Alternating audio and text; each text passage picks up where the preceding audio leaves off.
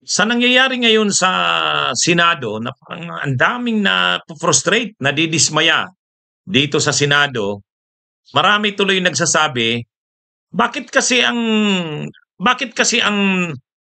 nagiging korte tungkol dito sa impeachment ng mga matataas na officials tulad ng presidente, vice presidente, mga commissioners ng COMELEC, pati justices ng Korte Suprema, ombudsman, bakit ang nagiging korte ng impeachment ay itong Senado? Dapat Supreme Court para hindi bias. O at least pag sinabi mong Korte Suprema, alam mong magagaling sa batas, hindi bias. So, mayroong mga ganong pananaw, Mayroong mga ganong pananaw. So, marami ngayon ang nagsasabi ng ganyan. Ha? So, magandang pag-usapan natin 'yan. Bakit kasi Senado at hindi Korte Suprema ang naging impeachment court? Unang-una, yan po kasi ang nakalagay sa ating konstitusyon. So, malungkot man po, pero yan ang nakalagay sa konstitusyon eh. Ang nakalagay sa konstitusyon, ang magiging impeachment court ay ang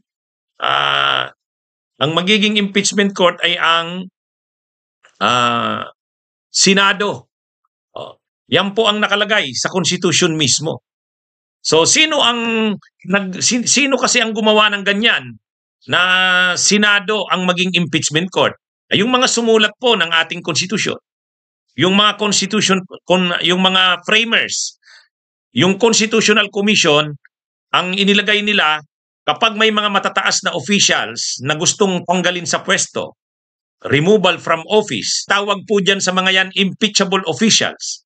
Halimbawa yung presidente, vice presidente, ombudsman, yung mga justices ng Korte Suprema, mga matataas na officials yan, hindi mo sila pwedeng tanggalin maliban na lang sa pamamagitan ng impeachment. At ang impeachment, yan po ay kaso, impeachment case. Pero hindi po ito criminal case, hindi civil case, hindi administrative case. Hindi po ito criminal case. Bakit hindi ito criminal case? Pag criminal case kasi, may pagkakakulong ang parusa. Pag criminal case, may pagkakakulong ang parusa. Hindi rin ito simpleng administrative case. Hindi rin ito civil case. Ito po ay, anong klase palang kaso ito? Ito ay sui generis. Ito ay sui generis, ibig sabihin, class of its own. So hindi siya criminal case, hindi siya administrative, hindi siya civil. Anong klase pala siyang case? Class of its own nga, kaya nga sui generis eh. So, ngayon, ang napag-usapan ng mga sumulat ng konstitusyon, ganito ang proseso ng impeachment. Kapag mayroon kang nakikitang tiwaling opisyal na mataas ang katungkulan, presidente, vice presidente, ombudsman, may nakita kang pang-aabuso, korupsyon, betrayal of public trust, nawawala na ang tiwala ng tao, pwede mo siyang matanggal sa pwesto. Paano? Impeach mo. Paano ka mag-i-impeach? Mag-file ka ng reklamo mag-file ka ng reklamo sa Kamara, sa House of Representatives. So, ibig sabihin, ang parang role dito ng House of Representatives, sila yung prosecutor, kung sa sila yung piskal. Kasi sa kanila ka magsasampa ng reklamo. At ang piskal naman ay ang Kamara, ang House, pagkatanggap ng impeachment complaint o reklamo, ang gagawin naman ngayon ng Kamara, ikakalendar yan. Pag-uusapan yan. Kung nakita yan na may basihan ng impeachment at mayroon namang medyo maayos naman, ipapasa yan sa Justice Committee. O yan ang rule niyan. Ang Justice Committee ang magsasabi kung may probable cause. Para makalusot talaga yan, kailangan ng 1/3 ng mga miyembro ng Kamara. Pag naging na yan, nakapasa na yan sa Kamara, 1/3. Di bababa sa 1/3 ng miyembro ng Kamara ang sumuporta dyan sa impeachment, magiging na siyang articles of impeachment. So parang ang role ng Kamara, sila yung prosecutor. Sila yung mag-preliminary investigation. Kapag nakalampas na yan sa Kamara, dadalhin na sa Senado, articles of impeachment na. Ang Senado na ngayon ang magiging korte. Yan yung nakalagay sa konstitusyon. Ngayon, pwede ba na Korte Suprema lang sana ang lumitis niyan? Bakit? Bakit hindi Korte Suprema? Bakit Senado? Mga kabunyog, mga kababayan, ang iniisip naman kasi ng ating mga sumulat ng konstitusyon, ang iniisip naman nila, iboboto nating mga senador, mga magagaling, mga matatalino, may wisdom, na parang mga justices na rin ang Korte Suprema. Mga tipong Salonga, mga tipong Tanyada, mga tipong Jokno. Ganun ang iniisip eh. Kasi alam nyo yung Senado, ang Senado, yan ang upper house. Ibig sabihin, ang bumubuo ng Senado ay mga kagalang-galang na mga politiko ng bansa. Mas mataas pa nga dapat ang standard sa senador kaysa kongresista eh. Kasi ang kongresista, ang rine-represent niya yung kanyang distrito. At ang senador, nire-represent niya buong bansa. Binoto siya ng mamamayang Pilipino. Kaya ang senador, ang wisdom niya, dapat kahit hindi naman abogado, pero alam mo naman na sa kanyang field, matalino siya. At may wisdom talaga. Kumbaga, ang iniisip dito, ang kalidad ng mga senador ay para na ring mga abogado at mga justices ng Korte Suprema. Hindi sila bias, independent-minded sila, matatalino sila, alam nila ang batas kahit hindi sila abogado, nag-aral talaga sila ng konstitusyon. Ganyan yung iniisip eh. Kaya yung kalidad ng Senado, mataas. Ay ang problema natin, ang nasa Senado, Padilla, Lito Lapid, dyan na tayo nagka-problema. Kaya imagine ninyo naman sana talaga, kung ang mga miyembro naman ng Senado, ay mga tulad nga naman, halimbawa, kung nung panahon na Senado, Hubito Salonga, Jose W. Jokno, Eva Estrada Calao, Raul Manglapus, di ba? Yung mga ganun Lorenzo Tanyada, yun. Kumbaga doon pa lang makikita mo na itong mga senador na ganyan, ang iniisip kasi ng mga sumulat ng konstitusyon, tayong mga botante ay magiging matalino. Ang iisipin natin, ang ilalagay nating mga senador, hindi lang naman tungkol sa paggawa ng batas ang trabaho. Sila ay magkukoncur sa treaty. Sila ay magiging impeachment court kung mayroong mai-impeach na officer. So dapat ang ilalagay mo sa Senado, yung gano'n namang kalibre ng mga senador. Doon tayo nagka-problema Kaya yan mga kabunyog, mga kababayan, ang naging problema. So wala naman sanang problema na Senado ang maging impeachment court kung ang nandyan sa Senado ay kagalang-galang. Ang problema, may mga abogado nga naman dyan, hindi naman marunong magrespeto ng saligang batas, tulad niya ni Cayetano, tulad niya ni Chis Escudero. Mga abogado nga, mga UP pa, pero sila pa yung hindi sumusunod sa saligang batas. Imaginin mong sabihin ni Chis Escudero, walang limitasyon ang impeachment court. Wow, ang tindi niyan. Di ba? So yan ang naging problema natin. Wala namang problema na yung Senado yung magiging impeachment court. Pero tingnan nyo naman. Miyembro ka ng Senado. Isa ka sa magiging judges ng Korte ng impeachment court. Tapos ikaw ang nagmo-move motion to dismiss katulad ng ganiwa ni Bato. 'Di ba? Pa lang kasi tingnan niyo naman hindi na nga nahiya yon si Bato de la Rosa. Noong June 10 pa lang yan nag-move na si Bato de la Rosa. I move to dismiss. I move to dismiss the impeachment complaint. Ang tindi, judge ka tapos nag-move to dismiss ka. Yan ang problema. Kaya ngayon, nawawala tuloy ang tiwala ng mga Pilipino, ng sambayan ng Pilipino sa Senado bilang impeachment court. Yan yung nangyayari. Kaya maraming nagsasabi, Attorney, bakit kasi hindi na lang Korte Suprema? Bakit kasi hindi na lang Korte Suprema? Ganito kasi yan, mga kabunyog, mga kababayan. Ang impeachment nga kasi ay hindi naman purong judicial. Ibig sabihin, hindi ito judicial proceedings. Judicial ito in a way kasi trial yan Pero hindi ito puros judicial. Ito rin ay political. ito rin ay political. Ang Korte Suprema hindi political, judicial yan. Ay ang gusto naman talaga ng mga sumulat ng konstitusyon, ang impeachment ay kombinasyon ng pagiging judicial, political. Judicial dahil may trial, ha? At political dahil ang pinag-uusapan mo diyan, tatanggalin ba itong impeached officer na ito? Oh, parang sino ngayon ang nagiging, sa totoo lang, sino ang nagiging judges diyan? Sino ang nagiging judges diyan sa impeachment na yan? Kung totoo, ang judges diyan ay ang mamamayan. Ang naghuhusga diyan ay ang mamamayan. Kaya lang dahil tayong mamamayan, hindi naman tayo pwedeng lahat magtipon-tipon para maghusga. Yung ating piniling kinatawan, sila na lang ang magiging representative natin.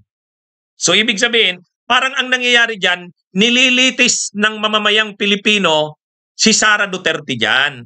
Subali ang judge dyan ay ang mamamayang Pilipino. Sino ang ating kinatawan para sa paglilitis na yan? Yung ating kinatawan na binutuhan, yung ating senador. Kaya yung mga senador dyan, rinirepresent nila tayo dyan. Kaya nga ayaw nga ng mga sumulat ng konstitusyon na Korte Suprema kasi hindi naman yan judicial. Hindi siya purong judicial. Ngayon, dahil hindi siya purong judicial, may political na aspect yan, dapat hindi istrikto ang rules on evidence dyan. Dapat hindi. Suppletory lang dyan ang rules on evidence. Kaya yung masyadong mga istriktong rule, yung mga masyadong istriktong rule na procedural, yung masyadong istriktong rule sa teknikalidad, dapat hindi eh. Kasi hindi naman yan judicial trial eh. Kumbaga ang dapat lumabas dyan, ito bang impeach na officer ay talagang may sala o wala? Pakinggan nga natin ang mga nagsasakdal o di yung House of Representatives prosecutors yan. Tingnan nga natin ang kanilang mga ebidensya, pakinggan natin ang kanilang mga testigo. O yun, pakinggan din natin ang depensa ng impeached na officer. Ano ba ang kanyang masasabi? Mayroon ba siyang sagot doon sa mga ebidensya? Testigo? Anong masasabi niya? Ganun dapat eh. Hindi naman yan istriktong trial talaga na judicial. Ngayon, ang ginagawa nilang masyadong technical. Sa katunayan, gusto nila itong pusin, i-dismiss na ang gagamiting batayan ay technical, procedural. Diyan masisira yung purpose ng impeachment. Ang impeachment ay pagpapanagot sa isang mataas na opisyal. Political in nature yan. Kaya lang dahil may paglilitis, judicial. Dito, ang naghuhusga dyan ay ang mamamayan. Ang maghuhusga naman talaga dyan kung dapat tanggalin yan ay ang mamamayan. Kaya lang dahil hindi naman tayo pwedeng magtipon-tipon lahat, yung ating kinatawan na lang ang magiging representative natin bilang judges. So sino yung representative natin para maging judges? Yung mga senador. Kaya dapat yung mga senador, ang iniisip nila dyan, hindi kanilang pag-iisip. Ano ba ang sentimento ng mamamayang Pilipino? Bilang kinatawan ako ng mamamayang Pilipino, ano ang gusto ng mamamayang Pilipino? Okay, simple lang naman ang sagot dyan sa tanong na yan. Ano ang gusto ng mamamayang Pilipino? Ang gusto ng mamamayang Pilipino ay makita, marinig ang katotohanan. Ano ba talaga? May mga ebidensya ba talaga laban kay Sara? Ano ang mga ito? Sige nga, pakinggan natin, panuuri natin. Ganun ang hayaan nating mag-proceed ang trial. Sa trial, magpipresent ng mga ebidensya at testigo. Hayaan din nating sumagot si Sara. Anong masasabi mo dyan, Vice President Sara Duterte? Siyempre sasagot yung kanyang mga abogado. Pagkatapos ng trial, magdi-decide. Kaya nga ang nakalagay sa Constitution, ang Senate ay magta-try at magdi-decide. Ganun kasimple. Bakit masyado nilang kinukomplika? Bakit na ang impeachment, kaya nga hindi dinala sa Korte Suprema para hindi masyadong maging istriktong judicial trial. Ito ay political. Ibig sabihin, ang taong bayan, gustong makita ng taong bayan, ano ba ang mga ebidensya at testigo dito sa inimpeach na official. Kaya lang, ang magiging kinatawan natin, parang trial by jury ang labas niyan eh. Sino ang ating kinatawan? Ang Senado. Kaya sila yung magiging judges eh. Ay ito namang mga senador, Parang akala nila, hindi nila naiisip na hindi naman sila nagiging judge dahil sa sarili nila. Sila ay judge bilang kinatawan ng mamamayan. Yun ang nakakalimutan nila dyan eh. Yan ang nakakalimutan nila dyan. Kaya dapat huwag patayin yung impeachment sa technicality. Kasi hindi naman yan istriktong judicial eh. Kung istriktong judicial yan, di sa Korte Suprema na lang sana. Di ba? Yan yung yan yung dyan eh. Kaya nga pinasimple. Ibig sabihin, huwag masyadong ikomplika. Kaya nga Senado. Ay ang ginagawa nitong mga senador, saka ng mga abogado ni Sara, ginagawang komplikado ang proseso ng impeachment eh. Ginagawang masyadong technical na, procedural. Samantalang yung substantive na mga issues, yung mga akusasyon kay Sara, ayaw nilang pag-usapan. Ay wala eh. Ang impeachment ay nakalagay sa Article 11 ng Konstitusyon, Accountability of Public Officers. So ibig sabihin, ang importante dyan sa diwa, espiritu ng impeachment, yan ay pagpapanagot sa isang mataas na opisyal ng bansa. So yan ang dapat hindi ma-defeat ang purpose na yan. Pananagutan. Ngayon papatayin nyo sa procedural pa lang, sa technical pa lang, hindi na magpuproceed doon sa trial na magpipresent ng mga ebidensya at testigo. Ay anong klaseng anong klase yan? Wala nang silbiyang impeachment. Wala nang silbiyang impeachment. Kaya yan mga kabunyog, mga kababayan, yung ideya na ang Senado ang maging impeachment court, maganda eh. Kaya lang, ang mga senador natin, hindi na eh. Wala namang alam sa ganyang konsepto ng impeachment bilang yan eh. Wala. Sa katunayan, tingnan nyo naman si Bato de la Rosa. Hindi, kasi simula pa lang ng impeachment noong June 9, June 10, nag-motion na kaagad si Bato. I move to dismiss the impeachment complaint. Wow. Judge yan Judge yan. Di ba? Tapos magmo-motion ka ng I move to dismiss. Nakakahiya. Ang senador, nagiging judges sila dyan bilang kinatawan natin. Dahil sa totoo lang, ang judge talaga dyan, mamamayan. Parang tayo, nanonood tayo. O sige nga, pakinggan nga natin ang mga ebidensya at testigo. Yan. Papakinggan natin. Pakinggan din natin yung depensa. Ano ba ang iyong masasabi sa mga akusasyon sa iyo? Di ba? After niya ng trial, magdi-decide. So convict or acquit? Yun. Dahil tayong mamamayang Pilipino ay hindi naman pwedeng magtipon para maging judges dyan. Yung Senado ang ating judges. Pero dapat ang Senado hindi ginagamit ang istriktong rules ng rules on evidence. Yung napaka-istriktong rules. Hindi. Ang diwa ng impeachment ang pinapangibabaw. Ano ba ang diwa ng impeachment? Pagpapanagot, pananagutan. So, kung madidefeat ang purpose ng impeachment dahil sa mga teknikalidad, procedural o anuman, wala. Dapat ang desisyon ng korte niyan, dapat ang desisyon ng korte, wag ninyong gagamitin yung mga argumentong masyadong technical at procedural kasi ang dapat manaig dito yung espiritu ng impeachment. Na dito, dapat tayong mag-trial. Kinggan natin at tingnan ang mga ebidensya at testigo. Yun eh. Kaya ang problema, yun ang ayaw na nilang mangyari. Gusto nilang patayin ang impeachment sa pamamagitan ng mga technical na issues, procedural issues. Kaya nga ang rene-raise nila, 1-year bar rule, yung hindi raw pwedeng mag-crossover, wala yan. Kapag pinatay nila ang impeachment sa ganyan, ano pa ang ating paraan para mapanagot ang mga matataas na officials? Yan yung nangyayari diyan, mga kabunyog, mga kababayan. Kaya bakit kasi Senado, hindi Korte Suprema ang naging korte sa impeachment?